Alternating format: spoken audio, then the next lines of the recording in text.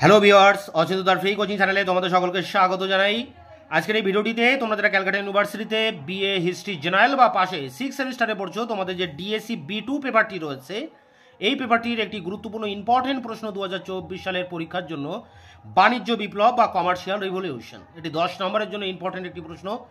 আমি তোমাদের এই পেপারটির যে লাস্ট মিনিট সাজেশন দিয়েছি, সেই সাজেশনে এই প্রশ্নটি রয়েছে এবং তোমাদের অনেকেরই রিকোয়েস্ট ছিল এই প্রশ্নের উত্তরটির জন্য।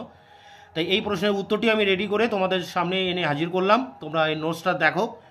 বাণিজ্য বিপ্লব বলতে যে বাণিজ্যের ক্ষেত্রে নতুন নতুন দিক উন্মোচিত হওয়া। আগে পর্তুগিজরাই, ইতালির বণিকরাই শুধু একচেটিয়া বাণিজ্য করতো, তার জায়গায় এখন স্পেন, পর্তুগাল নতুন করে তারা বাণিজ্য পথ আবিষ্কার করে, দক্ষিণ আমেরিকা আবিষ্কার করে, ভারতে আসা জলপথ আবিষ্কার করে, ফলে বাণিজ্যের একটা নতুন দিক খুলে যায়। এবং আমেরিকা আবিষ্কার করেন কলম্বাস, তার ভিতর দিয়ে একটা নতুন বিশ্ব মানুষের সামনে উঠে আসে, বাণিজ্যের অনেকগুলো ক্ষেত্র প্রসারিত হয়। এই সময় ব্যাংকিং ব্যবস্থাকে ঢেলে সাজানো হয়, পুঁজিবাদের উদ্ভব ঘটে, মধ্যবিত্ত শ্রেণীর আর্থিক অবস্থার অগ্রগতি ঘটে এবং ব্যবসা বাণিজ্য ব্যাপকভাবে অগ্রগতি ঘটে। এই ব্যবসা বাণিজ্যের অগ্রগতিকে বলা হচ্ছে বাণিজ্য বিপ্লব এবং সেই বিষয়গুলো আমরা বিভিন্ন পাঠে পাঠে আলোচনা করে দেখব। তো দেখো, বাণিজ্য বিপ্লব বলতে 1450 থেকে 1800, মানে এটা কিন্তু অনেকটা সময়ের কথা বলা হচ্ছে, প্রায় 350 বছর সালের মধ্যবর্তীকালে সংগঠিত বিভিন্ন অর্থনৈতিক ঘটনাগুলিকে বোঝায়। এই ঘটনাগুলি মধ্যযুগীয় ইউরোপের বেশিরভাগ ধীর অর্থনীতিকে আরও গতিশীল করে তুলেছিল।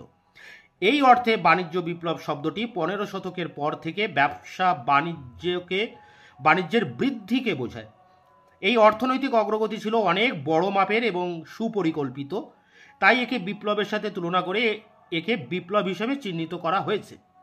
স্পেন, পর্তুগাল, হল্যান্ড, ইংল্যান্ড প্রভৃতি দেশগুলি তাদের অর্থনৈতিক ও রাজনৈতিক শক্তি বৃদ্ধি করে শক্তিশালী করার উদ্যোগ নিয়েছিল, যার ফলে এই বৃদ্ধি ঘটেছিল। বাণিজ্যিক বিপ্লবের গুরুত্বপূর্ণ অংশ ছিল সমগ্র বিশ্বে নতুন নতুন দেশ আবিষ্কার ও বিজয়। তো এই ছিল এর ইন্ট্রোডাকশন। পরের প্যারা দেখো কি বলা হচ্ছে। ইউরোপ দীর্ঘকাল ধরে ভারত ও চীনের মতো প্রাচ্যের দেশগুলির সাথে বাণিজ্য করার জন্য স্থলপথ ব্যবহার করেছিল। ইতালির উত্তরে ভেনিস ও জেনোয়া শহরগুলি ছিল বাণিজ্যের জন্য সবচেয়ে গুরুত্বপূর্ণ স্থান। যে সমস্ত বণিকরা প্রাচ্য থেকে মশলা ও রেশম কিনে আনত, তাদের অনেক বেশি মূল্য দিতে হতো, কারণ ইতালির বাণিজ্যে একচেটিয়া অধিকার ছিল। সুতরাং পর্তুগাল ও স্পেন ইতালির নিয়ন্ত্রণের বাইরে নতুন জলপথ খুঁজতে চেয়েছিল। এভাবে স্থলপথ থেকে সমুদ্রপথে পরিবর্তন শুরু হয়। পর্তুগিজরা প্রথম জলপথ আবিষ্কার করেন। ভাস্কো দা গামা আফ্রিকার দক্ষিণ প্রান্ত অতিক্রম করে 1498 সালে ভারতীয় উপকূলে অবতরণ করেন।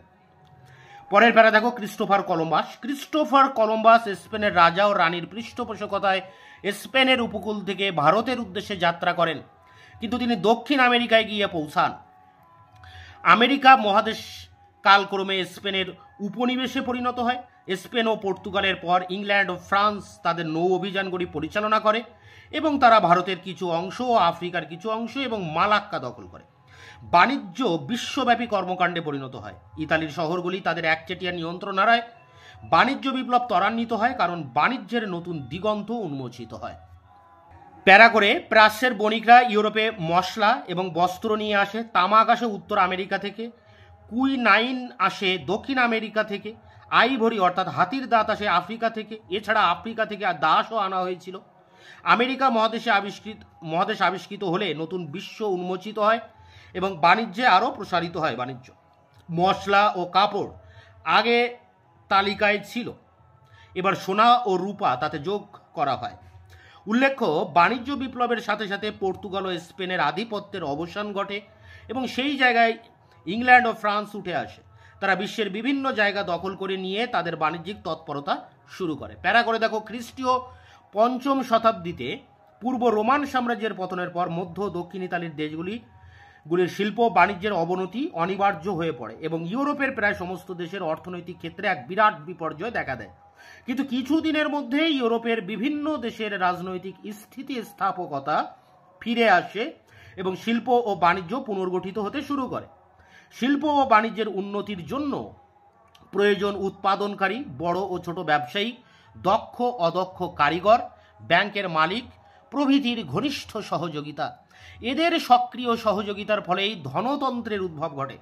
ব্যবসা বাণিজ্যের পরিমাণ বৃদ্ধি পাওয়ার সঙ্গে সঙ্গে এরূপ অর্থ বিনিয়োগকারী ও মহাজনদের পরিবর্তে এই সব দায়িত্ব আরও সুষ্ঠুভাবে পালনের জন্য ব্যাংকিং ব্যবস্থা গড়ে উঠতে শুরু করে। ব্যাংকিং ব্যবস্থার প্রচলনের ফলে নগদ অর্থ বহন করার অসুবিধাও অনেকাংশে দূর হয় এবং ব্যাংকের মাধ্যমে পণ্যদ্রব্যের ক্রয় বিক্রয় ব্যবস্থারও ব্যাপক প্রচলন ঘটে। প্যারা করে দেখো, ব্যাংকিং ব্যবস্থার প্রচলনের ফলে ইউরোপের বাণিজ্য ও শিল্প প্রতিষ্ঠানসমূহ বিশেষভাবে উপকৃত হয়। তাছাড়া মুদ্রা ধাতুর মান রক্ষা করার ব্যাপারেও ব্যাংকগুলোর ভূমিকা ছিল খুবই গুরুত্বপূর্ণ। অপরদিকে জাতীয় রাষ্ট্রের উৎপত্তির ফলে রাষ্ট্রের পক্ষ থেকে মুদ্রা নির্মাণ শুরু হলে বাণিজ্যের সম্প্রসারণের পথ আরও উন্মুক্ত হয়। আবার ব্যাংকিং ব্যবস্থা লাভজনক হয়ে ওঠার ফলে মধ্যবিত্ত শ্রেণীর অনেক লোক এই ব্যবসায় যোগ দিতে শুরু করলে ব্যাংকিং ব্যবস্থার উন্নতি দ্রুততর হয়ে ওঠে। মধ্যবিত্ত শ্রেণীর অর্থনৈতিক শক্তির উত্থান। শেষ প্যারা একটা মূল্যায়ন করা হচ্ছে। 17 শতকের শেষের দিকে পশ্চিম ইউরোপের প্রায় প্রতিটি দেশে মধ্যবিত্ত শ্রেণী একটি শক্তিশালী গোষ্ঠীতে পরিণত হয়েছে। এই গোষ্ঠী বণিক, ব্যাংকার, জাহাজ মালিক এবং বিনিয়োগকারীদের নিয়ে গঠিত হয়েছিল। এই সময় ইউরোপের মানুষরা উন্নত জীবনযাপন ও আচরণ করতে শুরু করে। ধর্মীয় কার্যকলাপের জন্য ব্যবসায়ী ধর্মপ্রচারকগণ জমি দখল করতে শুরু করে এবং তারা ইউরোপ ও আমেরিকায় ছড়িয়ে পড়তে থাকে। উপনিবেশবাদ আরও শক্তিশালী হয়ে উঠলে এই প্রক্রিয়া এশিয়া ও আফ্রিকাতেও ছড়িয়ে পড়ে। পরিশেষে বলা যায়, মধ্যযুগীয় ধীর গতি অর্থনীতি দ্রুত বিকশিত হয়ে বিশ্ব ব্যবস্থায় রূপান্তরিত হয়েছিল। ইউরোপের ইতিহাসে এটি একটি সংকটময় সময় ছিল। আভিজাত্য যেমন প্রভাব হারাতে শুরু করে, তেমনি শ্রেণী ব্যবস্থার অনমনীয়তা ক্ষয় হতে থাকে। আবার এই সময়কালে ইউরোপের ব্যবসা বাণিজ্যের ক্ষেত্রে বিপ্লব, ব্যাংকিং খাতে পরিবর্তন এবং বাণিজ্যবাদের আগমন ঘটে। তো এই ছিল বাণিজ্য বিপ্লব বা কমার্শিয়াল রিভলিউশন। একটু ভালো করে বুঝে বুঝে পড়তে হবে, তাহলে তোমরা সুন্দর করে এটা পড়তে পারবে বা মুখস্থ করতে পারবে। তো এটি 10 নম্বরের জন্য ইম্পর্টেন্ট একটি প্রশ্ন। এটি তোমরা কালেক্ট করে পরীক্ষার জন্য প্রস্তুতি নাও। তোমাদের এই পেপারের অনেক প্রশ্নের উত্তর আমি ইতিমধ্যে আমার চ্যানেলে আপলোড করেছি, তার লিঙ্ক দেওয়া থাকবে ভিডিও ডেসক্রিপশন বক্সে। এছাড়া তোমাদের এই পেপারের লাস্ট মিনিট সাজেশন এবং পূর্ণাঙ্গ সাজেশন এর আগেই আমার চ্যানেলে আমি আপলোড করেছি, সেগুলো দেওয়া থাকবে চ্যানেলের ডেসক্রিপশন বক্সে, তোমরা অবশ্যই দেখে নেবে। তোমাদের আর অন্যান্য যেসব প্রশ্নের উত্তর এখনও দিতে বাকি আছে, তা আগামী 2-1 দিনের মধ্যেই আমি খুব দ্রুত তোমাদের সামনে সেই ভিডিওগুলো নিয়ে আসবো।